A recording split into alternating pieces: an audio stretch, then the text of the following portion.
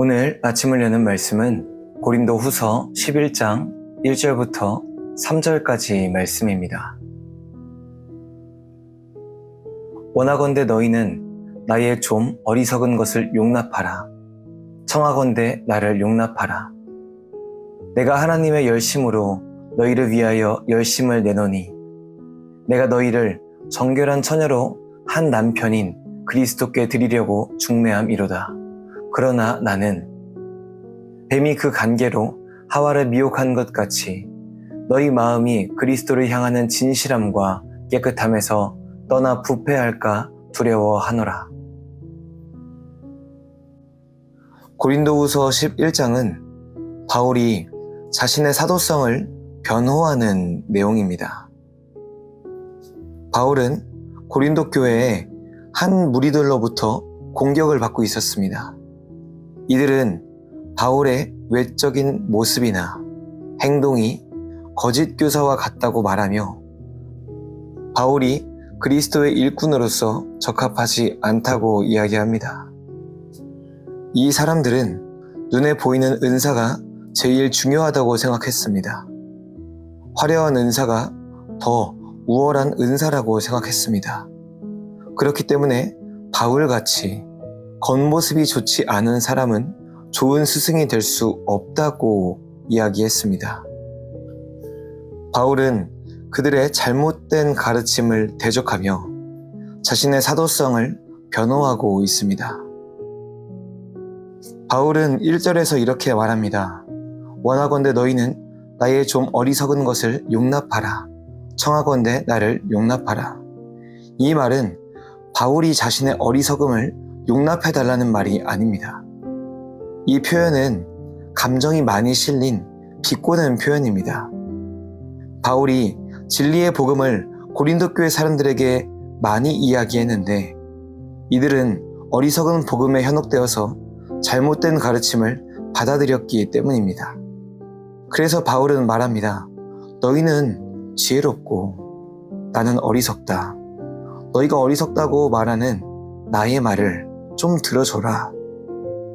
바울이 비꼬는 표현을 11장 내에서 자주 사용하는데 이는 고린도 교회 사람들을 미워하는 것이 아니라 오히려 고린도 교회 사람들을 사랑하였는데 이들이 잘못된 복음으로 자신을 배신하자 화가 난 것이라고 볼 수 있겠습니다. 이후 바울은 대적자들의 말을 반박하기 시작합니다. 이들은 바울의 겉모습과 행동을 가지고 바울을 비판하였습니다.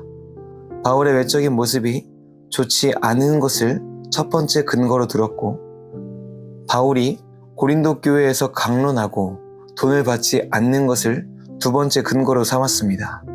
당시에는 가르침을 주면 반드시 돈을 받는 것이 관례였기 때문에 바울이 이것을 받지 않자 그를 거짓 스승이라 비판한 것입니다. 이들이 바울을 비판하는 이유는 모두 눈에 보이는 것이었습니다. 바울은 지금 겉모습으로 공격을 받고 있는 것입니다. 바울은 이러한 공격에 대해서 3절에서 이렇게 말합니다. 뱀이 그 간계로 하와를 미혹한 것 같이 너희 마음이 그리스도를 향하는 진실함과 깨끗함에서 떠나 부패할까 두려워하노라. 하와가 뱀에게 속아 넘어간 첫 시작이 무엇이었습니까? 눈으로 보았기 때문입니다. 눈으로 보기에 먹음직스럽고 탐스러웠기 때문에 선악을 알게 하는 나무의 열매를 따먹게 되었습니다. 바울은 말합니다. 눈에 보기에 좋은 것, 이런 것을 따라가는 신앙은 마치 하와가 뱀에게 속아 넘어간 것과 같다. 하나님의 역사는 눈으로 보기에 좋은 것을 따라가는 것이 아니라는 것입니다.